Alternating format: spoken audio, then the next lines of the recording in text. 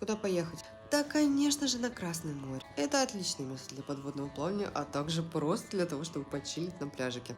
Хотя с детьми на пляжике не почилишь, как выяснилось. Практически по всему побережью, за исключением некоторых пляжей, необходимо уходить в воду в специальное море, так как у берега начинаются острые коралловые рифы, на которых к тому же много морских ежей. Мы, конечно же, с мужем кораллки не брали. Как обычно, решили, что море это наш дом родной. Зачем нам кораллки? Детям, конечно же, взяли, да-да. Но они просто отказались их надевать. Ни разу.